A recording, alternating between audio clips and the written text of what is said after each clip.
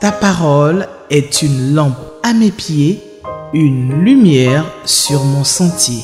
Psaume 119, verset 105. La méditation.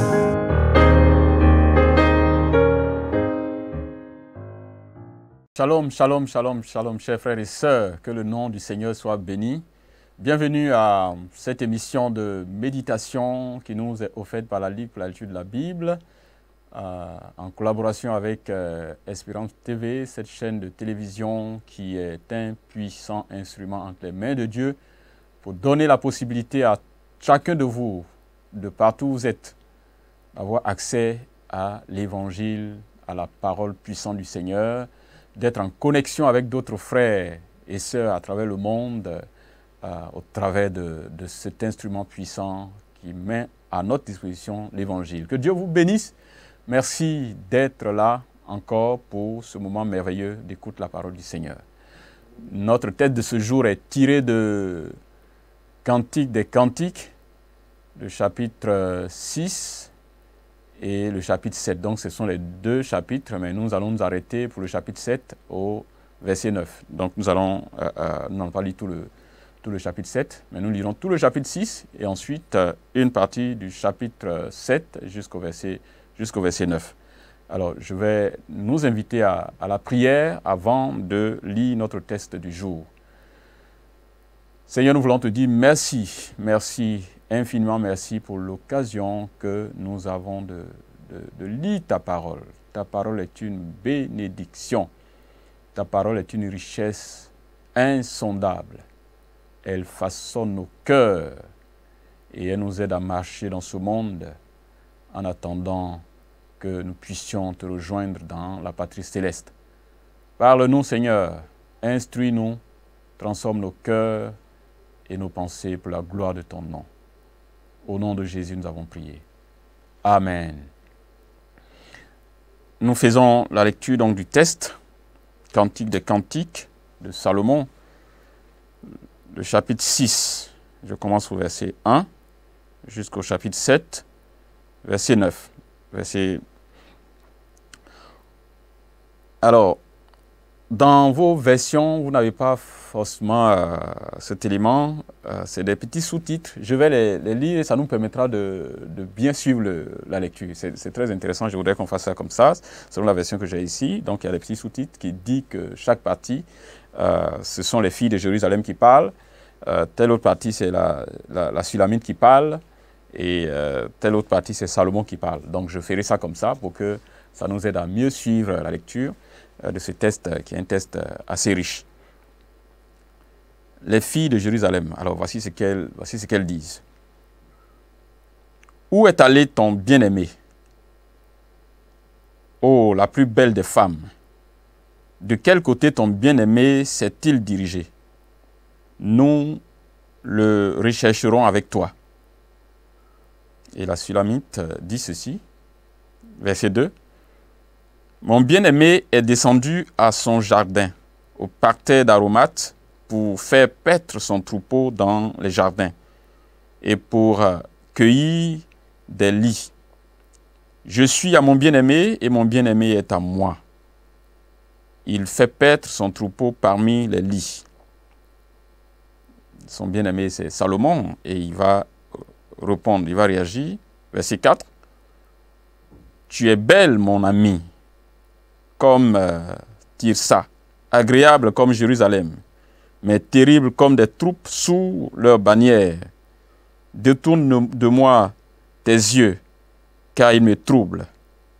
Tes cheveux sont comme un troupeau de chèvres, suspendus au flanc de Galade. Tes dents sont comme un troupeau de brebis, qui remontent de l'abreuvoir, toutes portent des jumeaux. Aucune d'elles n'est stérile. Ta joue est comme une moitié de grenade derrière ton voile. Il y a 60 reines, 80 concubines et des jeunes filles sans nombre. Une seule est ma colombe, ma parfaite. Elle est l'unique de sa mère, la préférée de celle qui lui donna le jour. Les jeunes filles la voient et la disent heureuse. Les reines et les concubines aussi, et elles la louent. Qui est celle qui apparaît comme l'aurore, belle comme la lune, pure comme le soleil, mais terrible comme les troupes sous leur bannière? Et la Sulamite réagit. Je suis descendu au jardin des noyers pour voir la verdure de la vallée, pour voir si la vigne pousse, si les grenadiers fleurissent. Je ne sais, mais mon désir m'a rendu semblable au char de mon noble peuple. Et les filles de Jérusalem, nous sommes maintenant au chapitre 7. Reviens, reviens, Sulamite. Reviens, reviens, afin que nous te regardions. Et la Sulamite réagit. Qu'avez-vous à regarder la Sulamite comme une danse de deux cœurs? Et les filles de Jérusalem ont réagi. Que tes pieds sont beaux dans tes chaussures, fille de prince. Les contours de ta hanche comme des colliers, œuvre des mains d'un artiste. Ton sein est une coupe arrondie, où le vin parfumé ne manque pas. Ton corps est un tas de froment entouré de lis. Tes deux seins sont comme deux faons, comme des jumeaux d'une gazelle. Ton cou est comme une tour d'ivoire. Tes yeux sont comme les étangs de Hesbon, près de la porte de Bat Rabim. Ton nez est comme la tour du Liban, qui regarde du côté de Damas. Et ta tête est élevée comme le Carmel, et les yeux de ta tête comme la pourpre. Un roi est enchaîné par des boucles. Et à Salomon de réagir maintenant ici. Que tu es belle, que tu es agréable, ô mon amour, au milieu des délices de ta taille ressemble au palmier et tes seins à des grappes.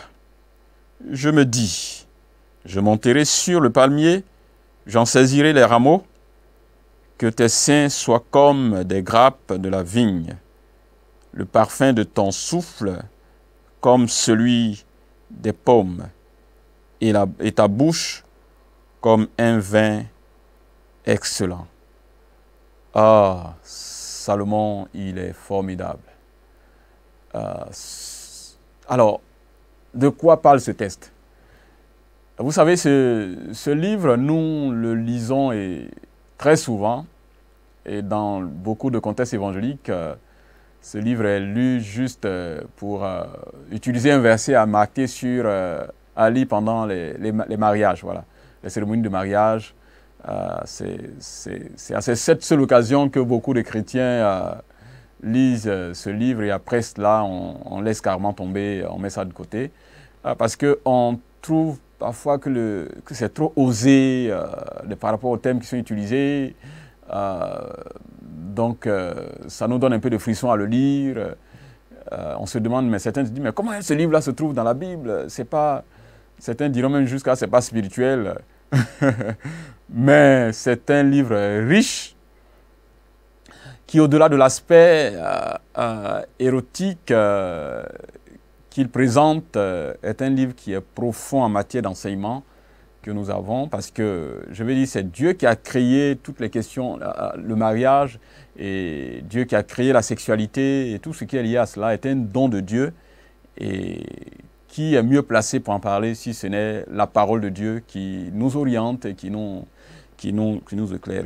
Et ça nous montre aussi que les belles paroles que les gens qui s'aiment s'échangent là, c'est pas nouveau, hein? La Bible dit qu'il n'y a rien de nouveau sous le soleil. Donc, il y a encore de l'inspiration que la Bible donne aux amoureux, qu'ils peuvent lire et dont ils peuvent s'inspirer, donc, je nous encourage à lire et à lire ce livre très régulièrement, que ce ne soit pas seulement un verset qu'on prend pour des cérémonies de mariage. Voilà. Donc, notre texte, qu'est-ce que nous pouvons lire de cela? Je vois comme idée que je vois ici, une idée principale, hein, c'est que aimer, c'est valoriser. Aimer, c'est valoriser. Aimer, c'est savoir apprécier. Aimer, c'est savoir accorder de la valeur à l'autre. Et l'exemple donné ici qui touche un peu à l'amour érotique, l'amour entre deux personnes qui s'aiment et qui vivent donc comme des fiancés, comme des mariés, qui vivent cette relation sentimentale très profonde et très forte.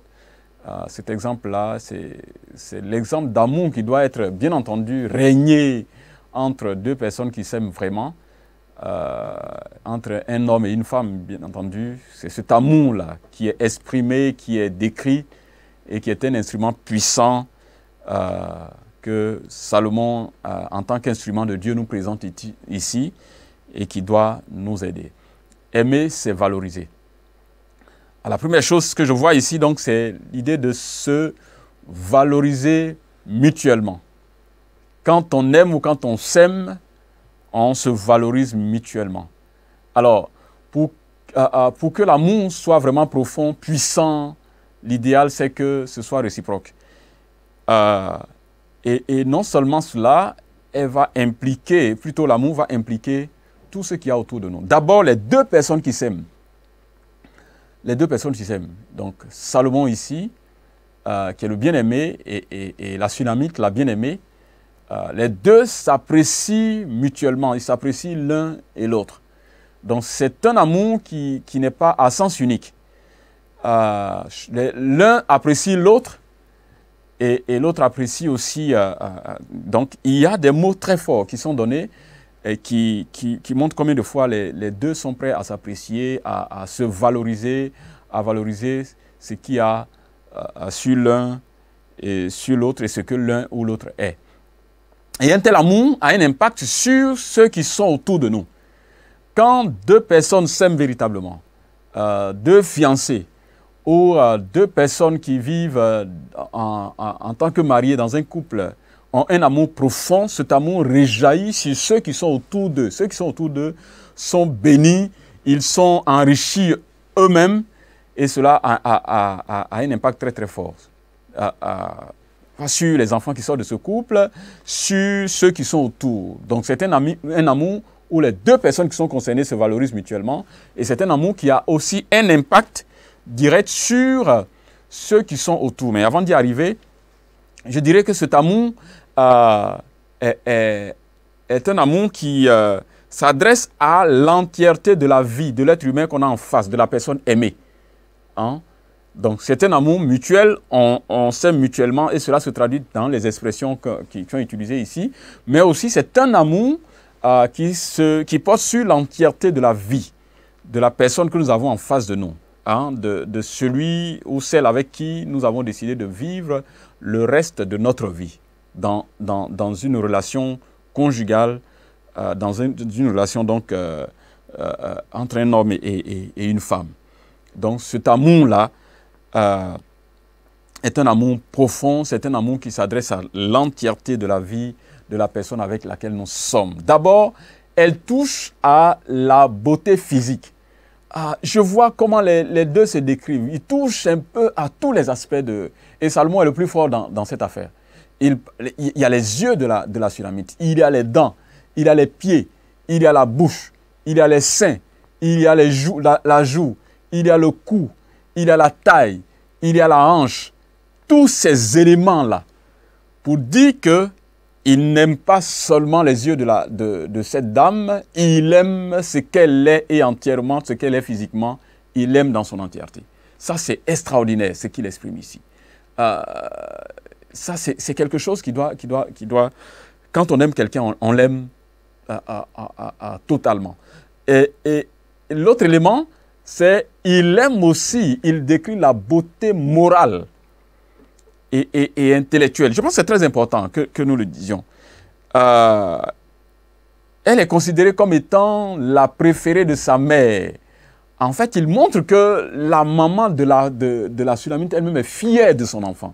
Elle est un bonheur pour sa propre famille, elle est une bénédiction pour sa propre famille, pour ses frères, ses sœurs, ses parents, et elle est aussi une bénédiction pour lui. Donc, il est indiqué qu'on célèbre l'honnêteté de la personne qu'on aime, son intelligence. Le verset, il y a un verset qui parle bien entendu de la beauté même ses pieds sont beaux dans la chaussure qu'elle porte. Waouh! Ça touche donc au style même, au style vestimentaire. La manière à laquelle elle parle, la manière à laquelle elle s'habille, la manière à laquelle elle a sa démarche. C'est vraiment une appréciation de son style. Donc quand on aime la personne dans son entièreté. Donc dans sa beauté physique, dans sa beauté morale, intellectuelle, dans son style. C'est possible que la personne ait des défauts. Quand on aime quelqu'un, la personne n'a pas de défauts. Mais l'amour que nous avons est tellement profond que cet amour couvre ce que la personne a comme défaut. Et de sorte qu'on valorise, bien entendu, toutes ces qualités de la personne. Et ça, c'est vraiment quelque chose de formidable. Mais cet amour entre deux personnes qui sont attachées l'un à l'autre et qui ont cet amour profond, a un impact sur ceux qui sont autour. On voit dans le texte que nous avons lu, à plusieurs reprises, nous avons les filles de Jérusalem. Apparemment, peut-être des amis qui sont autour et qui nous regardent et qui observent notre amour. Ils sont contents, ils sont heureux. Quand une relation entre deux personnes est une relation formidable, entre un couple est formidable, ça a un impact sur ceux qui sont autour. Les amis, les enfants, les parents de la famille élargie sont impactés. Ils voient la richesse et la bénédiction qu'il y a à l'intérieur. Évidemment, d'un côté, quand il n'y a pas un véritable amour, ça détruit les personnes elles-mêmes concernées, ça détruit les enfants, ça détruit ceux qui sont autour de nous. Donc ça veut dire qu'en réalité, nos relations que nous vivons ne sont pas simplement des relations entre deux personnes renfermées entre elles, mais nos relations d'amour, la qualité de nos relations a un impact sur notre environnement, sur tous ceux qui sont autour de nous. Et je pense que ce texte nous interpelle par rapport à cela, à ce que nous appelons donc amour. Je voudrais terminer, chers frères et sœurs, en nous disant que nous devons apprendre à nous apprécier, à apprécier ce que Dieu met auprès de nous, au lieu de ne voir que leurs défauts. Et vous savez que souvent, nous avons une mémoire malheureusement très négativement sélective. Notre mémoire est négativement sélective très souvent. Et c'est une mémoire qui ne retient que ce qui est mal, alors qu'il y a beaucoup de bien que quelqu'un fait qu'on aurait pu retenir, et il y a beaucoup de qualités que quelqu'un a qu'on aurait pu retenir. Salomon a fait la promotion de l'amour qui doit régner entre nous, qui nous permet de nous valoriser les uns les autres. Apprenons à valoriser les gens avec lesquels nous vivons, apprenons à valoriser nos enfants, apprenons à valoriser notre époux et notre épouse dans les mots, dans les gestes et dans les attitudes quotidiennes de notre vie. Chers frères et sœurs, nous allons prier. Vous prierez aussi de votre côté. S'il y a quelqu'un que vous avez blessé, que vous avez blessé votre époux, votre épouse, vous avez blessé votre enfant, que ces mots qui sont donnés là soient des mots qui viennent dans nos vocabulaires pour apprendre à nous valoriser mutuellement. Vous savez que la Bible a prévu beaucoup, presque tout, longtemps à l'avance pour que nous n'ayons pas d'excuses à dire que je ne savais pas ou même que je ne pouvais pas faire ça. Que Dieu nous aide à apprendre à nous valoriser mutuellement. Nous allons prier. Seigneur, je veux te rendre toute la gloire. Nous voulons te bénir, t'exalter. Pour ceux qui nous ont précédés dans cette marche, dans la vie sociale, dans cette marche, dans la vie spirituelle, qui nous apprennent comment marcher, comment vivre les uns avec les autres, et en particulier dans nos relations sentimentales, dans nos relations conjugales, que nous sachions nous valoriser les uns les autres pour donner la joie de vivre, Parce que nous avons aussi nous-mêmes besoin d'affection, que des mots gentils nous soient dits, que les gens nous apprécient. Aide-nous, Seigneur. Aide-nous et souviens-toi de nos familles, que ta grâce repose sur nos couples. Au nom de Jésus. Amen.